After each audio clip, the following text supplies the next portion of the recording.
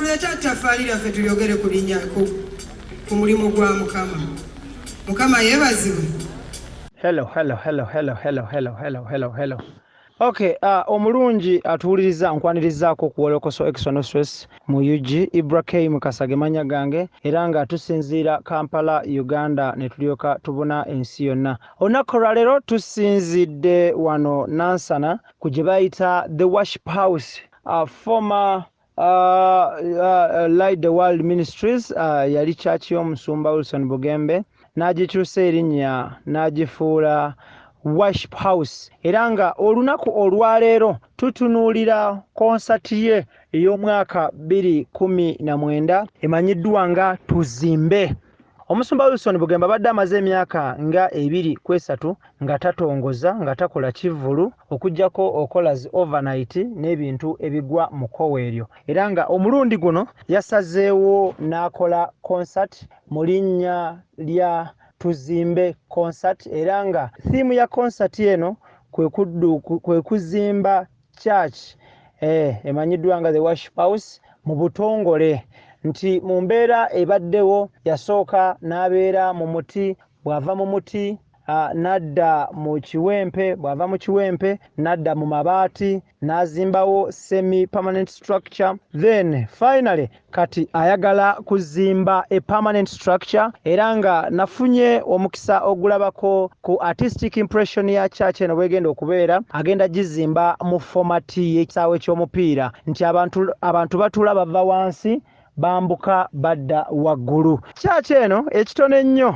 yakutuuza abantu wakati w'3,000 ne'5,000 nga batudde bulungi. Era nga enteekateeka ya church omusumba Wilson Bugembe gy'ayagala okuzimba egenda kubeeramu obutebe nga bw'olaba obutebe bwa theatre nga buli permanently placed, so nga tebumuvinga singa obutebe obwa plastic oba entebe endala, so permanently placed seats ng'era bufoldinga nga kalinga bw'olabira ddala akatebe k'omu theatre oba cinema hall. Omuntu bw'atuula bw'aba akutuulako ebikula, bw'avaawo ne keebikka ne keggalawo. So ye enteekateeka eyo. Era nga church eno wonna omugatte bw'ebanga etuzza abantu 15,000 kiba kitegeeza nti enteekateeka eno ejja kubeera nnungi. Omusumba Wilson Bugembe so far so now ayinawo service emu nga bw'omanyi church zaffe ez'abalokole wabeerawo service emu unlike other churches. So yembeera eyo ekikwatagana ne parking awabadde ekivvulu kino kyenjogerako era embeera gy'olaba wonna woolaba awali stage n'awali abantu we bajjudde wooli mu kulaba essaawa eno yegenda okubeera parking eno roughly ekitone ennyo yakutwala emmotoka ezitakka wansi wa 6 parking well packed, era nga zonna ziparkingiddwa bulungi. So mu mbeera eyo nga tuvuddeyo eyo bwe tutunuulira concert nga bw'olaba bwetambula mu maaso bwegenda mu maaso, abayimbi ab'enjawulo bawerekeddeko omusumba Wilson Bugembe, okuli omuyimbi amanyiddwa nga Gravity omutujju, okuli Spice Diana, era nga Spice Diana ye embeera gy'olaba ng'atuuka ku stage era atuuse awo. Mu bigambo bya Spice Diana, she was so happy, era mu kafubi w'okuzimba church eno akutte ebbaasa nga bw'omulaba awo agiwadde omusumba. Tetumanye ebbaasa eno erimu mmeka oba mmeka, awo wennyini watuukidde n'omuyimbi amanyiddwa nga Khalifa Aganaga, era nga azze n'omukulu amanyiddwa nga Paulo Mutabaazi gwe mulaba oyo mu bimyufu. Era nga Khalifa Aganaga okweyama kwe kwekwo. Spice Diana! Make some noise for Spice Diana! Khalifa Aganaga aliwa. Tata wa Fresh Kid aliwa. Princess, wait, how are you? I'm okay, how are you? When I have a gospel on Navy, but do you love Spice Diana? Make some noise for Spice Diana! When I have a gospel on that, the next is a gospel. Kama yebaziwe banange mwebale kujja mu budde bwe buti ne mujja wagira pastor waffe kitiibwa kya Mukama. Amina. Sigenda kwogera bingi pastor nenze nze n'akabaasa kange ye kuliko n'ekigambo tuzimbe. okitegedde Roger, olaba Roger ovaamu akasente. Roger walya. Kayimba akange konna kweyagala ennyo. Katuyimba akako. Akako tukayimbe ffenna. Kagamba kati. Ani ayinzotula watula mukama. Nina obugambo butono nnyo. Pastor njagala okwebaza okunjagala. Lunaku lumu nagamba pastor nsaba kunsabira pastor nina konsati yange ojjukira. Zijjukira. Pastor yangamba beera mugomo. Ewali mukama tewali kigaana. Bannange mwajja bangi nnyo. Mwebale nnyo mwebale ddala pastor kyekusaba omwaka guno n'okujja n'ebbanga lyonna. Saba osabira obuwangazi wamu n'okubeera nga ndi muwanguzi ebbanga lyonna. Era kanfukamire wano pastor Saba. Wabinnyo. Atofaayo. Ayagala fukamire. Olaba abantu bali mu nkuba wano okuva ku ssaawa mmeka? 8 si we kiri. Nzaani atafukamira mazzi gano ku lw'ekitiibwa kya Mukama. Tukusabira. Pastor n'osabira. Era nina konsati yange nga 17 January. Pastor nteekako omukono ogw'amaanyi. Nakwegayiridde omwana ono nga tannavaawo nange kanfukamire otusabire wangi wano wewati pastor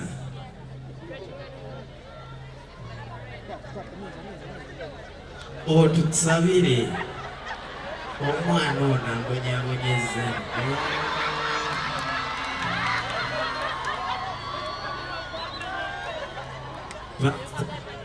kusaba esaala Tata Fresh Kid.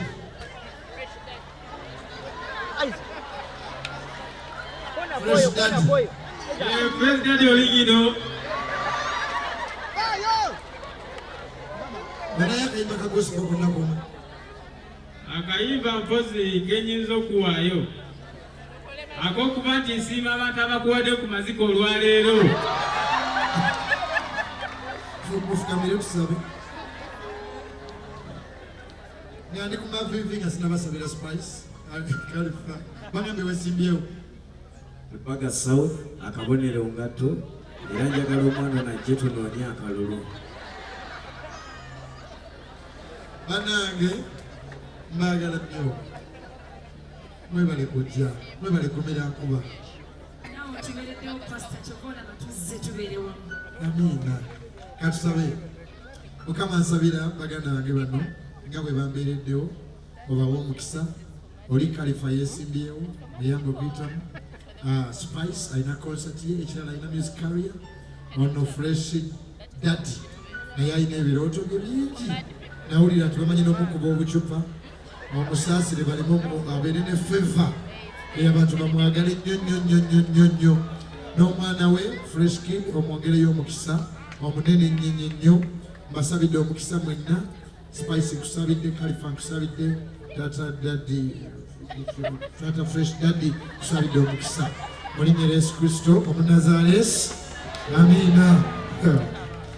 Natusazeeko. Muyimukeyo. Nze pastor nange ntadde ensawo 15 eza sementi. Tweyanziza nnyo. Neebaza Katonda okumpa amagezi okuyiiya ebintu ebitali bya buwemu. Amiina. Otuwadde mmeka Fresh Daddy? Ngenda vaayo emitwalo 2 omupe balansi amazike gaago. Omusajja muwe balansi we.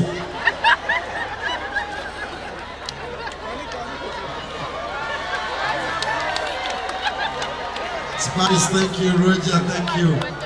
Okay, banange njagala kuba muziki non-stop. Omwongereddeko ezzike. Okay. Bane njagala kukuba muziki kati. Njagala kugenda muziki kati. Weebale nnyo. Abanyongereddeko ezzike neeyanziza nnyo. Mwebale nnyo mwebalire ddala. Amiina ssebo. Tweyanza nnyo. Banange awuleyo avimba. Yes, nga tuvuddeyo eyo abayimbi abalala bangi era bongedde okujja ne bawerekerako omusumba ono omuli omuyimbi Misa Kisemakula, omuli omuyimbi Maureen Nantume wuuyo, omuli omuyimbi amanyiddwa nga Princess Amila. Wabula nga ku kya Nantume balina oluyimba olumanyiddwa nga Talemwa.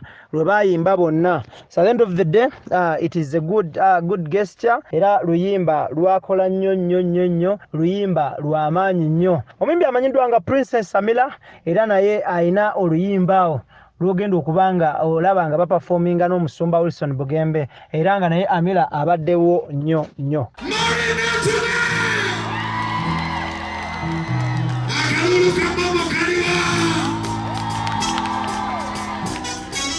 Webale okukumira embeera eno enkuba nebakuba olw'omulimu gwa Katonda era nkakasa buli kumu omukisa gwe ogufujjulwa leero byonna bibadde onoonya Katonda agenda kubyanukula olw'ensonga eno. Webale okuwagira omulimu gwa Katonda guno olw'okuzimba ekkanisa ya Katonda kirungi nnyo kirungi ddala era sewo nsonyiwa okujja ekikeerezi naye kasita ntuusi akusonyiye neyaziza nnyo mukoddomi wange ono mbadde mbawala naye abeerawo nnyo mu bintu byange neŋŋamba kangubegube ntuuke eddakiika bweze babiri webajja eddala ssebo banaye mwebala omulimu gwa Katonda mwekubireko omugalo tujja kubeera ffenna tujja kutambula ffenna waki kyaki yeyo gye tuzimba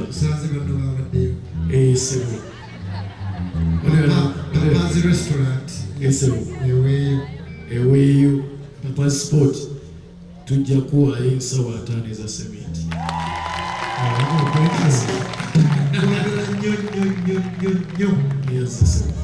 Webale kulyowa abantu. Mukama akuteremu obwangu n'omukisa. Do you love message? I love you too. Olaba Broni yayimba Oluganda ekigambo kigambo oli w'amaanyi. Obadde beefula abatamanyi Luganda. Nsumba olina akayimba akankwatako okayimbye ng'ogenda otuyita ogambira nti abaana ba Juli balikula bamuyita Yesu akoledde ebyamaanyi bingi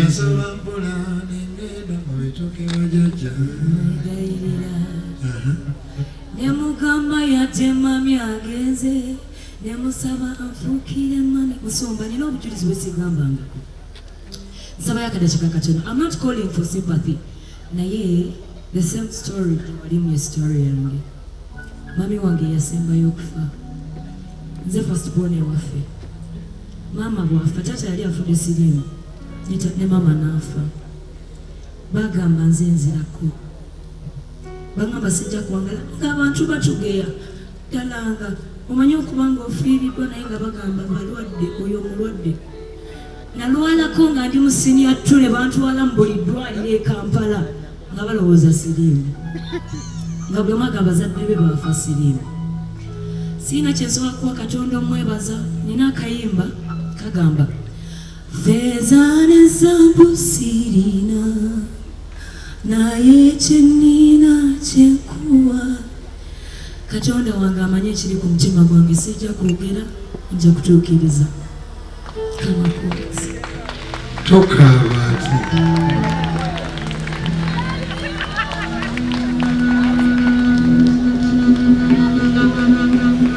wano waliwo abantu ng'osobola okujja n'otuwaayo okuzimba bitwala 5 nga tuvuddeyo njala tutunuulire okweyama kw'abantu okusonda kw'abantu okuva mu gavumenti eya wakati central government yakiikiriddwa omukulu amanyiddwa nga owekitiibwa Afande Felix Kulaije era nga ono ye yeetisse obubaka bw'owekitiibwa Right Honorable Speaker Rebecca Alitwala Kadaga era nga obubaka bwa speaker bwajjidde mu mbakaasa nga butayipinge bulungi nnyo era kambukuwe nga Afande Felix Kulaije abusoma. Some noise for Afande. Honorable bwe natuukirira Maama Kadaga n'agamba nti nkutumira ani kubanga ngenda kuba mu Amerika. Netugira Judith simanyi waali naye Judy onyambye nnyo. Judy wonna wooli. Honorable. Yesu yebazibwe. Temala. Yesu yebazibwe. Pastor Bugembe. Speaker yampadde speech ye. neemu akuwetenakutonya kubotta njikuumye ndowooza ebyapo biraba si bijingirire. Bana speech y'omukulu egamba bweti, the Right Honourable Speaker sends his apologies for not being with us because of other engagements. The Right Honourable Speaker would wish to recognize the efforts by Pastor Wilson Bugembe towards having a high moral society. This has been seen from his singing that is poetic and his preaching that is based on real life. Recently I watched a video on YouTube where he used to have sessions of music artists and other prominent people coming to his church to talk to the people. Such was or is a good idea because musicians and other prominent people are role models to the local communities. So having them involved in religious discussions makes sense as more people are drawn to loving God. The speaker wishes to note that Tuzimbe live concert is a good idea that is not only going to help the people who pray from Pastor Wilson Bugembe's church, but all Ugandans because religion is one of the ideas that has kept giving people hope from time immemorial. I am informed that several musicians shall be performing tonight. The observation is such musicians come from different religious denominations and get united here. That's the spirit of bringing together people. The speaker wishes to thank everyone that has rendered support financially, spiritually, physically, and any other way.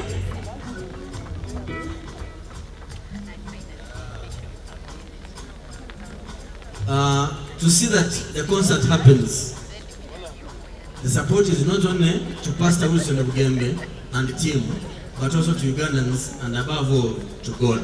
Lastly, I wish to further thank Pastor Wilson Bugembe and his team for the togetherness they are preaching through the church. That's a great responsibility of providing leadership for God and my country. I've read this on behalf of the Speaker of Parliament of Uganda, and she pledged 3 million shillings. Speaker, yetemye obukadde 3, nange nyongeddeko 2 obukadde 5.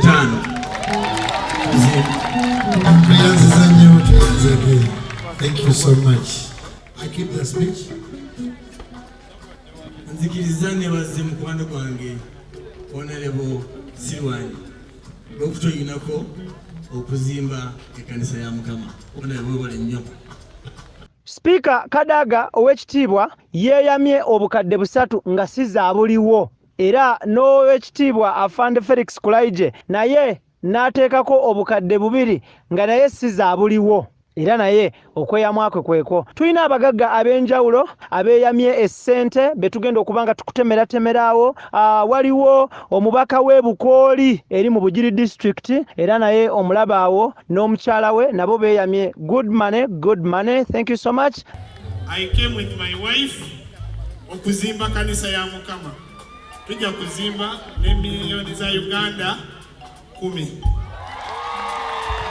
Akalulu kaliwo munange Honorable Toyanziza. Uganda eriwo kuba kusaba nze nkiikidde mama wange ne taata wange tebasobodde kujja mu nkuba naye bawaddeyo milioni 10. Then waliwo omukyalo oyo Jeje atunda spare parts, alina n'eddwaliro. Jane owa Jeje Auto Parts naye mumulabye yeeyamye.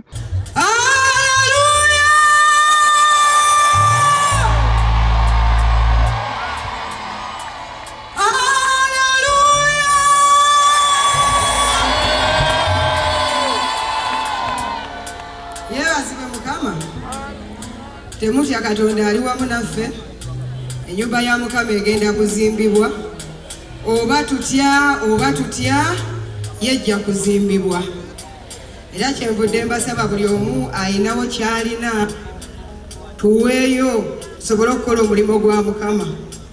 Kubanga bw'oba olina ssente, Katonda aba azikwesikisizza osobole okumuyamba, sinakumuyamba wabula osobole okumukolera kubanga mu ggulu bw'ogenda tolina ky'ogenda nakyo.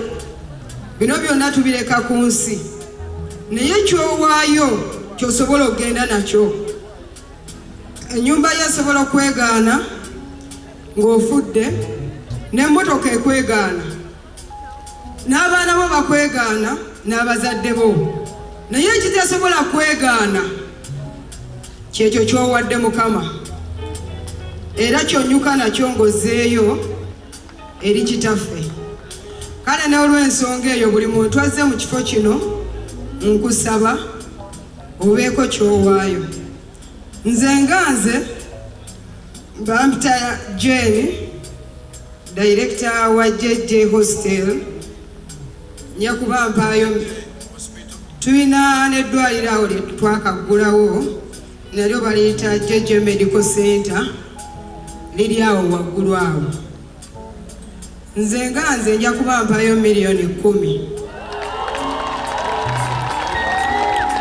Then nga tuvuddeyo eyo abantu abalala bangi nnyo nga bw'oli mu kubalaba nga beeyama akasente okulaba nga tuzimba oba nga bazimba ennyumba ya Katonda, ekkanisa emanyiddwa nga The Worship House wano mu bitundu by'e Nansana. Enkuba yatonyedde ddala okuva emisana wabula nga kino tekyalobedde bantu to turn up in good numbers, era nga mu luzungu oyinza okugamba nti the show oba the concert sold out because abantu enkuba ebakubye etonye n'ebaggwerako wabula nga tewali muntu alemeddwa kujja, abantu bonna basigadde bajja. Then bwe tuvaayo eyo tutunulire abantu abeeyamye bangi nnyo okuli omugagga atunda ebyemizannyo ow'ekitiibwa David Katumwa owa Katumwa Sports Center, era nga naye yeeyamye ttani ya sementi namba, n'abalala bangi nnyo beeyamye okulaba nga kanisa eno ezimbibwa ebeere nga eggwa ebeere ku mutindo gwa nsi yonna. Omusajja oyo honorable to be njagala kino kijjo speed bomuziki nali stop wesimbye ba Nansana municipality bili abiri mugumu mpi yego yatandika Katumwa Sports Center ojogedde sente meka wayise mudda ate gwe kasitompa akalulu mbambiseemu Mukama ebazibwe mwebale kubaawo ebyawandiikibwa bitugamba mu Matayo essula 7 olunyiriri olw'24 paka ku lw'27 Mukama waffe atubuulira abazimbi babiri. Abazimbi bameka? Omuzimbi omugezi n'omuzimbi omuzimbi omusirusiru yazimba ennyumba ye ku musenyu. Enkuba bwe yajja n'ekola ki?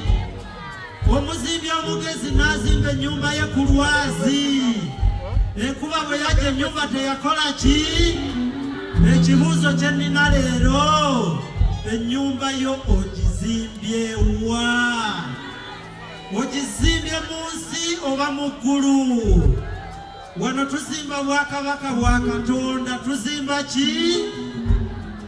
Bw'ozimba ennyumba yo ku nsi ebyensi biggwawo, naye bw'ozimba ennyumba yo mu ggulu Katonda taggwawo.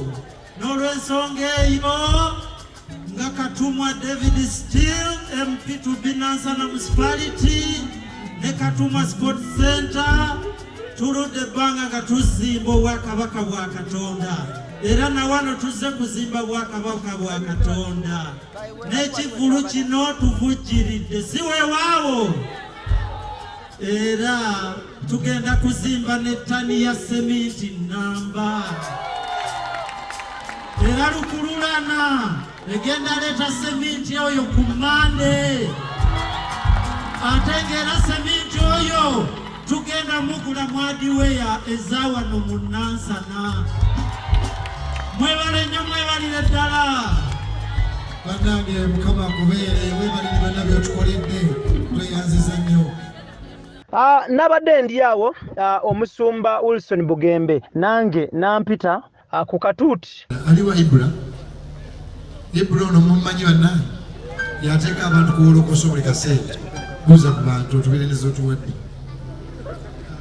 Mbalamusiza mwenna, Mukama yeebazibwe, abasiraamu assalamu alaikum. Mwebale kujja kuwagira Pastor Wilson Bugembe mu nkuba.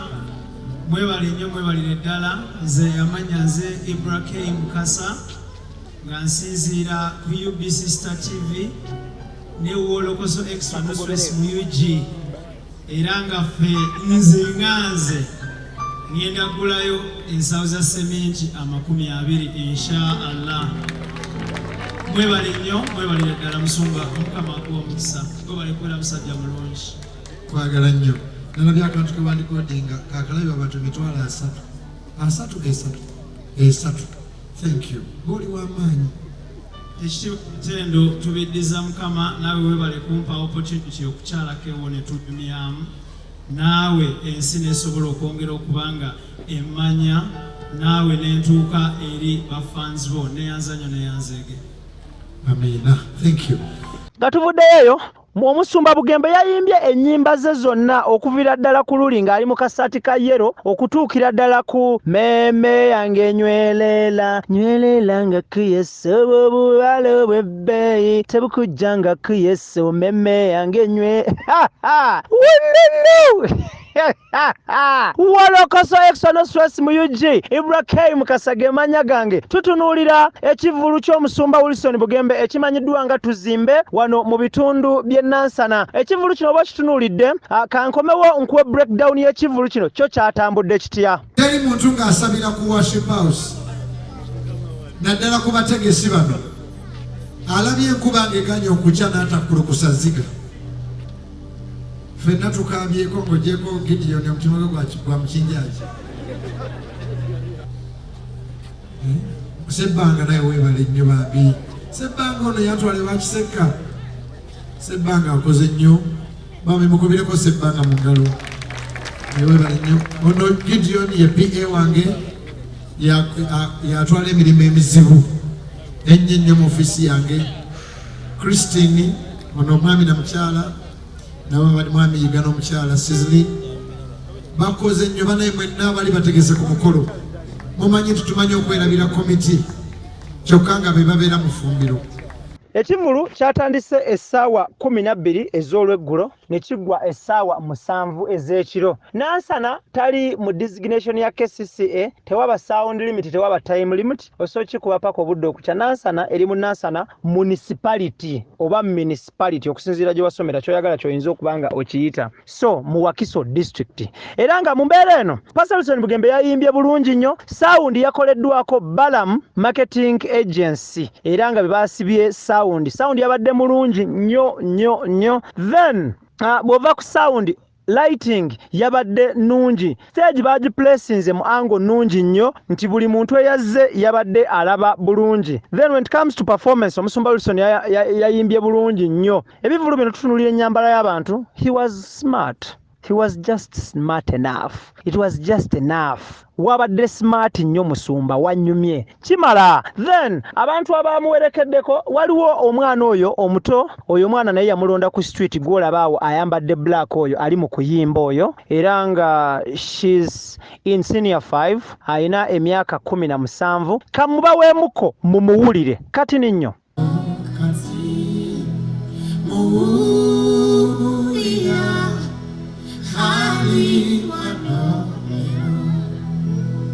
Uyo aita muchina n'omukono gwe okuwonya akuteme kitala mu ngalo oli mulabe wa mukakani kati gwe wanike emikono waggulu ennyo omusabe akusumulule. Thank you. Mumuwulidde omwana oyo 17 years of age ali mu senior 5.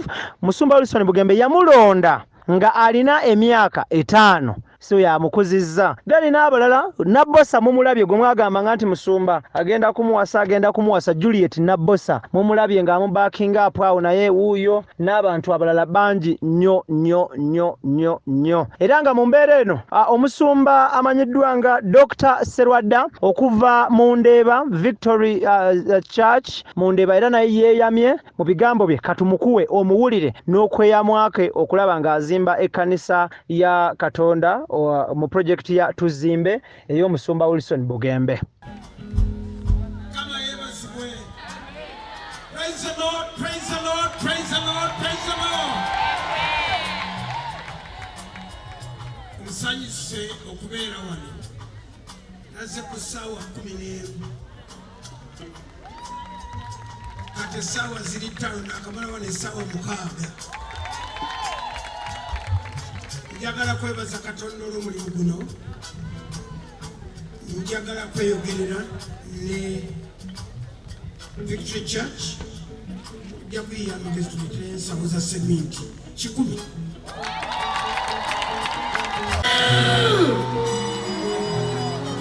Yajawaru! Mungasa itemewi.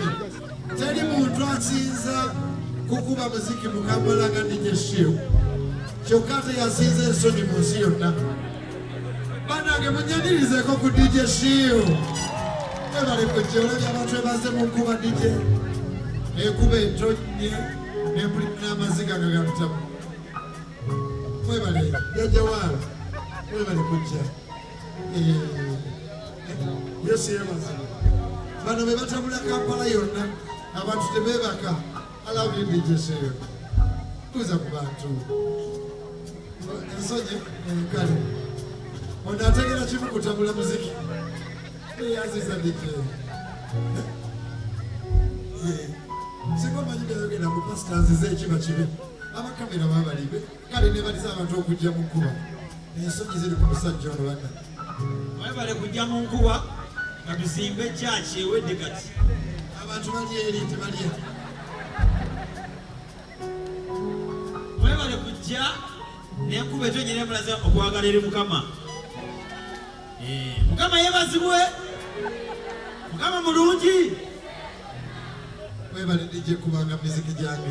Thank you so much. Yajawaru. Wansula wantega akatebe. Otuwadde sente meka Yajawaru. Mukama Katonda agenda bbawa kye mutamanyi. Ayina kyakutegekedde kiri mu bbaasa. Naye nga tosobola kulaba munda era tojja kukimanya. Balina omukisa abakkiriza. Oba alikula. Mwebale DJ. Thank you so much. Thank you so much. Thank you. I love you guys. There was a Jeff watching the anime. Kakulabye kozati yewitu akwagala. Mwebale nyosebo okutubuza abantu tuwase. Thank you DJ. Thank you DJ. Auntie Rose, say to Becca. Okay, nga tuvuddeyo eyo tukiridde lastly nga mpunzika njala kubanga mbasibula naye nga sina basibula mbebaza okwagala Wolokoso Extra No Stress Music mbebaza mwebalire ddala mwebale nnyo njala kwebaza abatugoberera mwenna. Thank you so much. Omuganda agamba nti akatalekeka ekyenjawulo kyabadde ku kivulu kino nti buli yabadde ayingira ng'afuna ekyokulya n'ekyokunywa omwabadde sausages ennyama enjokye n'enkoko n'ebyokunywa amazzi ne soda which was very good. Njala kutumira abantu bano wammanga njala kutumira abantu mwenna abasabira ew'omusumba Wilson Bugembe. Thank you so much. Large upon yourself. Ntumire abasumba mwenna mu ggwanga Uganda. Large upon yourself. Muli bakabinyo mwenna nga simenye linnya. Ntumire Mary Ingabire, oli mu Bungereza, big up on yourself. I send greetings to my handsome Martin Kayongo, Timothy Kayongo, Hannington Kayongo. I love you so much. Greetings from Ibra K Mukasa, East Africa, world over. Wolokoso Extra No Stress Music, kumatala kubaddeko Kiza Clement, atenga ku sound kubaddeko Idris Lukwago. Ebifaananyi bikwatiddwa Tone Senabulya ne bitemewatemebwa n'okuteekebwateekebwa omukulu amanyiddwa nga Daniel Mugoya. Walokoso External Stress Muji, leading YouTube channel East Africa all over. Tuli nominated mu Starcutie Awards South Africa era nga tuli mu category emanyidwanga Best Media Personality of the Year. Genda ku Facebook nonya Starcutie Awards 2019 oba genda ku Google oba Mozilla oba Firefox anywhere searching oba ku Opiri obajita Opera Mini si Opera Mini Chizala Ruzugulu kusobwa ogoba dompa daka twa. Anyway, just a joke. Opera Mini na kuoteka mu Starcutie Awards oberenga otufuna 2019 category Media Personality of the Year. Vote Ibra K Mukasa atagenda tusobole kubanga tuwangula award eyo tukomewo nayo e Kampala East Africa world over. Walokoso External Stress Muji kindly atandaba kusubscribing. Subscribe now, my dear brother, my dear beautiful sister, uncle, auntie, jaja, papa, mama. Ibra K Mukasa, I sign out. Mubere bulungi, mweraba.